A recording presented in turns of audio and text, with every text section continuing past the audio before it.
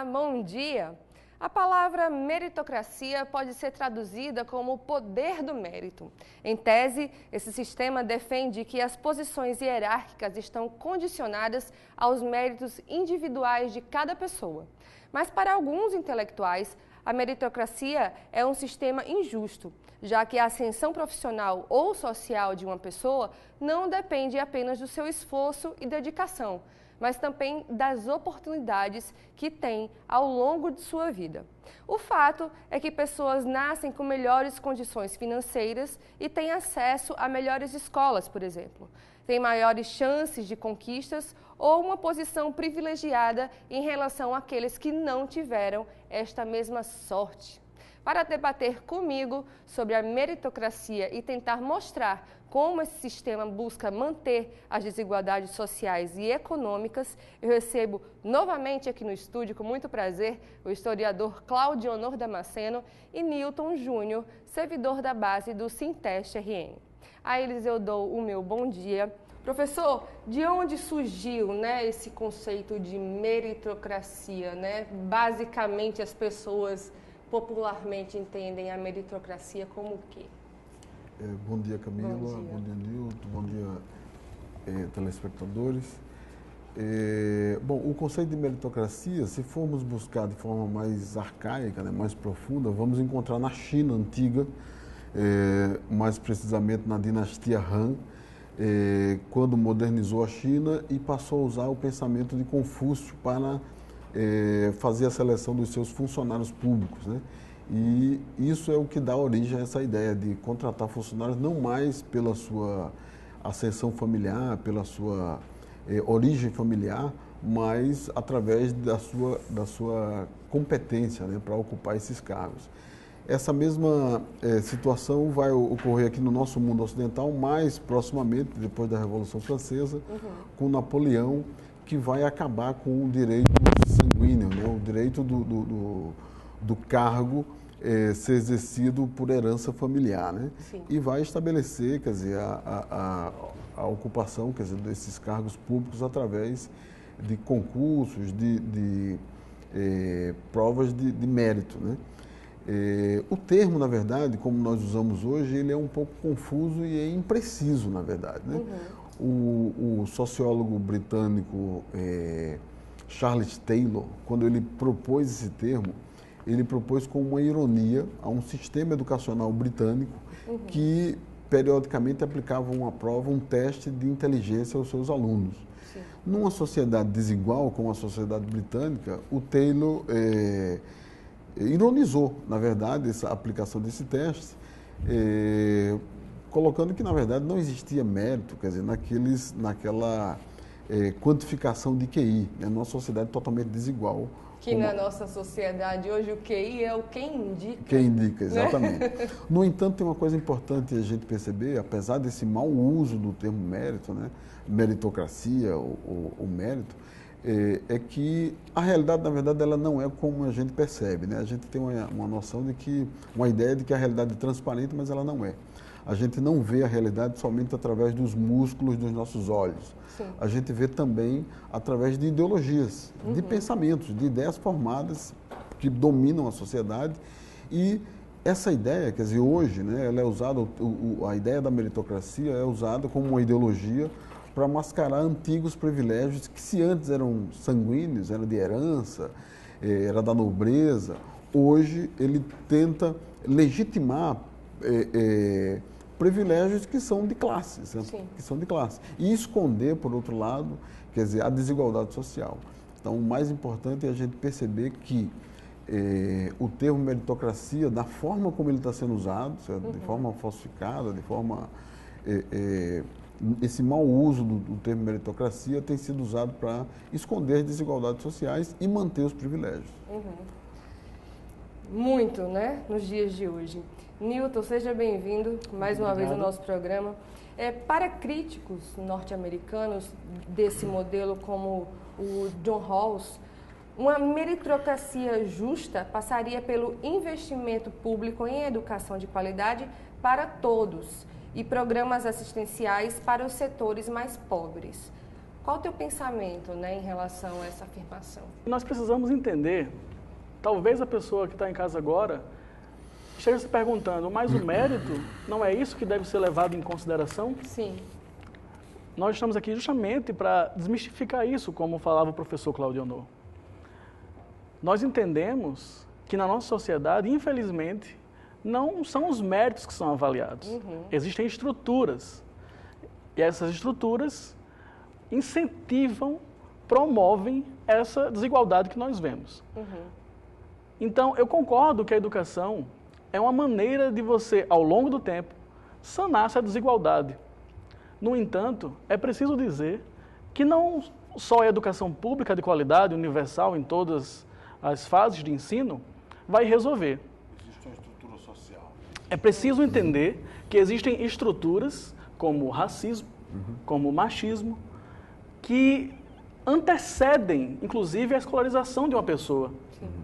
Não basta termos a mesma escolaridade. Existem estruturas que vão minando o seu êxito. Então, o seu mérito, ele acaba sendo escondido por essas estruturas e nós vemos na prática... São situações que não estão longe da gente, né? Isso, é o dia a dia, é o dia a dia. Eu, particularmente, conheço o exemplo, e acredito que todos nós talvez conheçamos, de pessoas portadoras de deficiência que precisaram abandonar a universidade porque não tinha como se locomover até a universidade. Então, existem estruturas, muitas vezes são barreiras arquitetônicas, às vezes são estruturas ideológicas, que promovem essa desigualdade, que evitam que o mérito individual exista de fato. Então, essa é a questão. Nós estamos aqui para dizer que não é que vamos ser contra o mérito de uma pessoa. Estamos aqui para dizer que, da maneira que nós vivemos, nas desigualdades que são presentes, ainda que negadas, o mérito não é aquilo que vai influenciar diretamente a vida e o sucesso de uma pessoa. É verdade. Meritocracia é o nosso tema de hoje. Nunca escutou falar nessa palavra? Então, fica com a gente, 30 segundinhos, que a gente vai tirar o máximo de dúvidas possíveis. A gente já volta. Estamos de volta com o Diálogo Plural de hoje, falando sobre meritocracia. E quem está aqui comigo discutindo esse tema é o historiador Claudio Honor Damasceno e Newton Júnior, servidor da base do Sinteste-RN. Como já falamos agora no primeiro bloco, a meritocracia não é um sistema justo, pois o que se percebe é que ele busca manter as desigualdades sociais e econômicas. Entenda melhor isso na matéria de Ricardo Crush. Acompanhe. O discurso meritocrático, em princípio, parece coerente. As conquistas se dão por meio do mérito, ou seja, o esforço determina o resultado. Mas como pensar dessa forma quando não vivemos em uma sociedade onde todos têm as mesmas oportunidades? Segundo o estudo da ONG britânica Oxfam, 1% da população global detém 99% da riqueza do mundo. Por outro lado, mais de 10% da população mundial vive em condições de extrema pobreza, o que equivale a R$ 7,00 por dia, algo em torno de R$ 215,00 por mês. Sendo assim, como vê igualdade em pessoas que ocupam esses dois extremos? Segundo a pesquisa, nem os super ricos têm seu patrimônio resultante da meritocracia. Afinal, 50% dos bilionários herdaram suas fortunas ou acumularam por meio de corrupção. Este gráfico mostra que sair da extrema miséria é difícil, pois quem se encontra nessa situação não consegue ultrapassar a linha de pobreza, caindo no que se pode chamar de armadilha de pobreza. Estudos mostram que o impulso para sair dessa situação é a renda, e sem esse impulso, a pessoa cai em um ciclo de tentativas frustradas. Se levarmos em consideração outros fatores além da situação de miséria, como cor e gênero, essa armadilha de pobreza é ainda pior. Como ficar em igualdade quando se está em uma luta pela sobrevivência? O exemplo das mulheres no Quênia é prova disso. Em 2017, a ONG Zana, que atua no país, divulgou que 1 milhão de adolescentes quenianas deixam de ir à escola quando estão menstruadas. A falta de absorventes e condições de higiene pessoal determina que 60% das alunas abandonem a escola. Segundo o Banco Mundial, se todas as meninas quenianas conseguissem concluir o ensino médio, haveria um crescimento de 46% no PIB do país. Não é que o absorvente as coloque em igualdade com as mulheres ricas e muito menos com os homens ricos, mas o acesso a ele as impulsiona a sair dessa armadilha, reforçando o fato de que a questão financeira é o determinante. No Brasil, medidas compensatórias como Bolsa Família e sistema de cotas, embora bastante criticadas, são formas de propiciar acesso igualitário. O artigo 6º da Constituição define uma série de direitos sociais: educação, saúde, alimentação, trabalho, moradia, transporte, lazer, segurança, previdência social, proteção à maternidade e à infância e assistência aos desamparados. Quando todos esses direitos forem de fato regulamentados e postos em prática, talvez possamos pensar em meritocracia. Professor, quem tem medo das cotas étnico-raciais? Como você lê os argumentos de que esse tipo de política pode comprometer a qualidade do ensino ao permitir o ingresso de estudantes despreparados? Bom, na verdade, quem tem medo das cotas são os grupos historicamente privilegiados, né? Sim. Que têm na sua ideia, na sua percepção do mundo, quer dizer, o direito exclusivo de acesso à universidade, de acesso aos círculos de poder. Esses grupos, essa parcela da sociedade é a que voltou com o discurso da meritocracia justamente quando o Brasil iniciou a implementação de políticas de inclusão social, né? Há mais ou menos 15 anos atrás, quando no Brasil as primeiras iniciativas de inclusão, né? A política de cotas, por exemplo, ela foi implementada na UNB, iniciou-se um movimento contrário, quer dizer, alegando, o critério da meritocracia como sendo o mais justo, né? No entanto, o que acontece é o seguinte: as universidades que adotaram as cotas, elas adotaram dentro de um critério de que estavam buscando a meritocracia,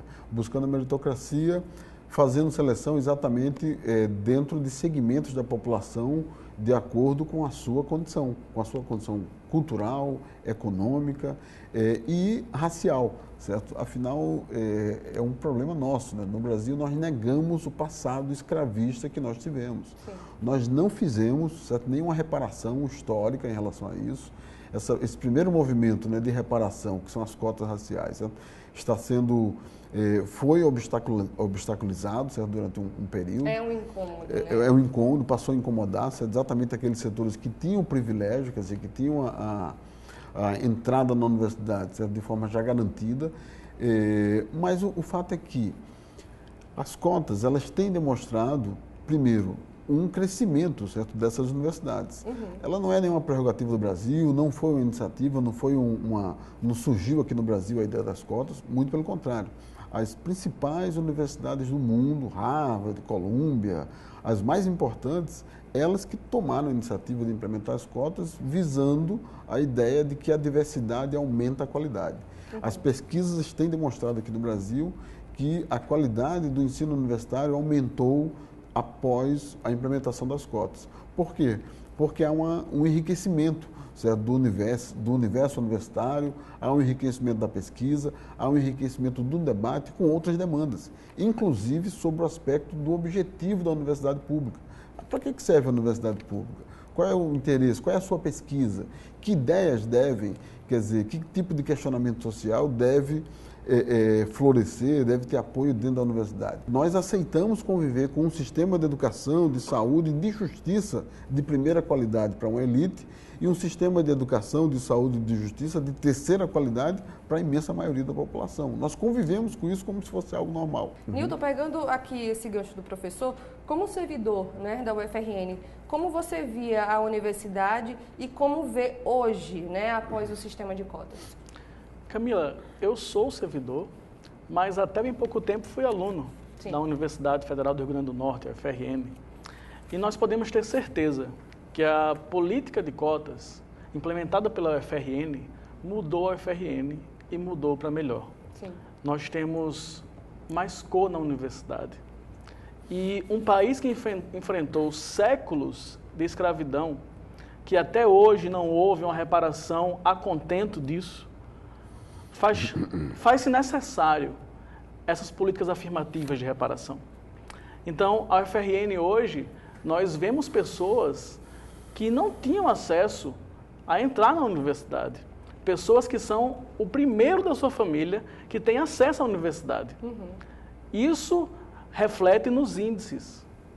Algumas pessoas temiam que a política de cotas diminuísse a qualidade do ensino da universidade. Mas, como bem falou o professor, as pesquisas mostram o contrário. Os alunos cotistas, eles têm um desempenho acadêmico compatível com os demais alunos. Inclusive, num levantamento da universidade aqui, percebeu-se que, inclusive, existe uma tendência dos cotistas de terem índices melhores, embora estatisticamente, friamente, matematicamente, ainda se considere igual. Mas precisamos entender que não estamos onde queremos estar. Nós levamos muitos e muitos anos para ter a primeira reitora mulher da UFRN. Sim. Mas até hoje ainda não tivemos um reitor negro. Sim. Ou seja, a política que começa na entrada da universidade, no aluno, como a gente chama o calouro, ela precisa ser mantida, implementada cada vez mais, para que a gente tenha técnicos entrando, professores negros entrando, porque numa população brasileira onde mais de 50% são negros, não faz sentido que a universidade não tenha mais de 50% da sua comunidade negra também. E é isso que nós vemos paulatinamente mudando, mas ainda precisamos continuar avançando. Sem dúvida, a gente quer falar mais, a gente vai continuar agora no terceiro bloco. Meritocracia é o nosso tema de hoje, um assunto bastante interessante. Fica aqui com a gente, 30 segundinhos, a gente já volta. Voltamos com o terceiro e último bloco do nosso Diálogo Plural de hoje, que conversa sobre meritocracia. Hoje com a participação do historiador Cláudio Honor Damasceno e Newton Júnior, servidor da base do Sinteste RN. A gente vai retomar um pouquinho do que a gente estava falando agora no segundo bloco com o Newton, que além, né, de você ser servidor da UFRN, há pouco você também era estudante, né, e muita coisa mudou com o sistema de cotas, né? Dá uma continuada nisso pra gente. Então, Camila, é preciso continuar avançando. Sim. Para que a gente tenha essa representatividade, não apenas na entrada da universidade, mas também em toda a universidade. Na pesquisa, na extensão, que essa representatividade seja levada em consideração. É preciso também que a gente tenha essa representatividade nos concursos, e essa é a pauta que estamos discutindo hoje, né? Da possibilidade das cotas raciais nos concursos. Hoje os concursos já começam a trazer essa questão. E nós entendemos que isso faz parte. Como eu falava, é uma dívida histórica com o povo negro desse país. O povo negro, também o povo indígena, que construíram esse país, muitas vezes com base na violência, com base, inclusive, no sangue dessas pessoas. E é preciso uma reparação à altura na instituição, como a universidade, como tantas outras que têm feito esse papel. Professor, é o seguinte, uma mulher negra, homossexual e de classe baixa, né, da periferia dos guetos, como a gente diz por aí, por exemplo, pode alcançar o mesmo sucesso profissional de um homem branco, heterossexual e de classe média apenas pelo seu esforço individual? Que outros fatores contribuem para diminuir as chances dessa mulher em relação a esse homem? É bom a gente admitir que não existe talento inato, certo? Sim. Isso aí é uma coisa que alguém pode dizer que existe e tal, mas pode ser um caso em milhões e tal. Muito menos, certo, mérito individual. Certo? O mérito e o talento são resultados de uma condição de classe. Certo? O que nós não podemos negar é que nós somos, primeiro, um país de classe, certo? Inclusive formado, como falou bem o Newton, né? Com base na violência. O nosso período de escravidão foi um período de violência, e onde essas divisões eram feitas com base na violência. Nós não fizemos uma autocrítica e um reparo desse período, e hoje a violência ela é uma violência simbólica. O que mantém e o que impossibilita essa mulher negra da periferia disputar em condições iguais, certo? Com um homem branco que não é da periferia, certo? Uma vaga na universidade, uma vaga no mercado de trabalho, certo? Tem uma série de fatores, não somente o econômico, mas tem umas pré-condições que inclusive ela não vai ter na escola, são condições da própria classe dela, certo? Da família dela. Um filho de uma família de classe média, quando ele nasce, ele vai ver o pai que estuda, a mãe que trabalha, ele vai ter uma relação afetiva com a leitura, ele vai ter desenvolvido nele, certo? A capacidade de concentração, ele vai ter autoestima desenvolvida, ele é uma pessoa voltada para si, ele é um objeto em si, ele não é voltado para o mundo, certo? Ele também desenvolve a capacidade de prospecção, de pensamento prospectivo, ou seja, de planejar o seu futuro. Isso é uma condição típica da classe média, certo? Que não existe nas classes populares. E essa condição, esses elementos, a autoestima, a capacidade de concentração e o pensamento prospectivo, a capacidade de planejar o futuro, isso é negado, certo? A violência simbólica está exatamente aí. Isso é o que é exigido numa escola, isso é o exigido no mercado de trabalho. No entanto, somente quem tem esse capital cultural é a classe média e a elite que detém, na verdade, certo, o capital econômico, certo, na sua mão. Então, longe, certo, muito longe, quer dizer, a condição para essa mulher disputar essa vaga em igual condição que um homem. Até porque tem outros fatores, né? Além dessa questão, dessa realidade social, econômica e cultural, existe o agravante de que nós somos uma sociedade extremamente machista, certo? E uma sociedade extremamente racista, certo? Então, qual é o argumento levantado pelos que defendem a ideia da meritocracia como um valor abstrato? Eles falam que nós fomos racistas, nós tivemos um racismo e hoje o país já não é racista. Perguntem aos negros, aos índios, aos pardos, por que eles não estão na universidade. Eles não estão na universidade, não estão nos hospitais, não estão nos tribunais, não estão no parlamento, não estão nas esferas de poder, certo? Elas são compostas basicamente pelos brancos e homens, certo? Essa é a verdade. É verdade. Newton, teve um tempo que os servidores da UFRN tinham uma oportunidade de mudar de cargo através de um concurso interno. Era chamada ascensão funcional, né? Que há muitos anos aí foi extinta. Nesse caso, a aplicação do conceito de meritocracia seria positivo? Camila, a gente primeiro precisa dizer que a ascensão funcional, ela foi encerrada em 88 pela promulgação da atual Constituição Federal, a Constituição de 88, que no artigo 37 preconiza que o ingresso no serviço público se dá exclusivamente através de concurso público. E isso foi uma conquista da democracia, porque antes disso, inúmeros casos de apadrinhamento político, de cabide de emprego, existia na universidade. Então, com a Constituição, não só na universidade, mas em todos os demais órgãos públicos, a ascensão funcional encerrou.